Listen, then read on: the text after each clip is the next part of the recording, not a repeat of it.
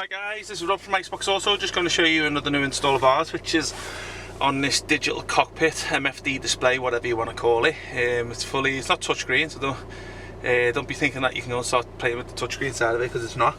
So as you can see, I am in the in the passenger seat today, so I can't really put my foot down on the pedal. Only reason being, there's obviously a big bulky camera in the way. So these speedometer and revs gauges do work. I can't show you today, but also you can just access through the information on the top there by simply holding the little push button on the stalk on the left hand side. Could be on the right hand side if you're on a left hand drive car. And I'll just show you a little inkling to what it's got. So you just simply hold the stalk in and it brings you up into a new menu here, and then you've got access to this side of things here. Just show you, go onto the mileage, so hold that. As you can see, it gives you the trip computer down there. Just hold it, go back to return. I'll just go back to return on this one.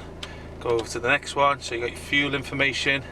As you can see, it's got your information down there. You can change it to metric and imperial if you want to, depending what side of the world you're from. Just scroll across there to the next one. This is your information bar here. So as you can see, it shows you the tyre pressure if your car's got it.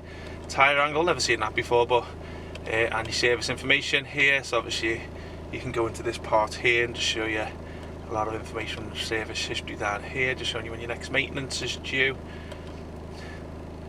As you can see, all the spelling's correct, so you'll be careful when you're dealing with Chinese products, because the Chinese tend to get the first few versions where the spelling's terrible on it.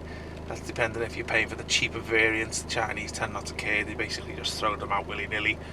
I'll just go back to that one there, so I'll just go back to return. Let me just go down to tyre pressure, see if his car's got it anyway. It's not got it in the car today, because I don't think the car's come with a standard. So obviously if your car's got standard tyre TPMS on it, then obviously you could link it up to there. So just go back on that one. Tyre angle, just show you that one. Let's have a little look. Okay, so that's a good one. I don't know what purpose you're going to be interested in, depending if your axle's snapped or something. Maybe that's a good option for that. Service information I've just showed you. Let's go back to return.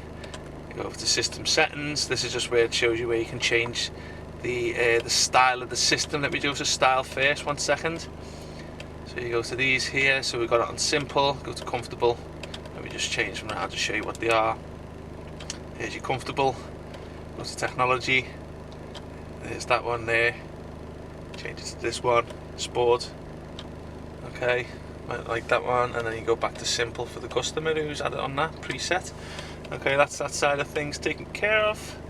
Date and time, not going to show you that. System language, I'll just show you the system languages in here. So you got Chinese, Turkish, English, don't ask me what that is, Korean maybe, that's German, French should I say, Italian, Spanish, another Far Asian one maybe. It looks like Russian, looks like, oh god, couldn't tell you what that, Arabic, yes, Portuguese. Let's go back to return, general settings. Okay, you can change your brightness on this one here, the vehicle model. This is obviously if depending on what system car this is going in. It doesn't work with the HUD display type of cars, so if you do have that on your dash, the little speedometer through the window there, then obviously it's not going to work on that just for now while they develop it a bit more.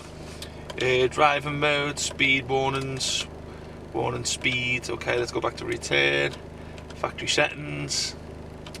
Okay, you need a password to get into that, which I'm not going to do. I don't want to go into that, sorry. It's going to be wrong, this password, but you won't need to go into that just yet. Version number, so obviously if this is for the software version of it, so obviously if you need any firmware updates, you get it through the factory themselves, or ourselves should I say. Protocol upgrade, this is obviously just to upgrade the firmware on it, and just return. Okay, I think that's pretty much it guys. So yeah, hope you liked the video. Any questions, give us a shout. We will have a this range will be getting quite extensive soon. We're just basically trialing it at the moment.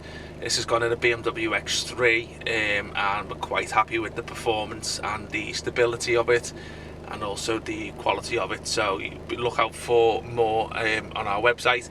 If you've got a car that doesn't show on our website for this type of product, just get in touch with us and we'll obviously show you whether we can get it or not. And yeah, so Have a good day, guys, and I'll see you soon. Take care, bye bye.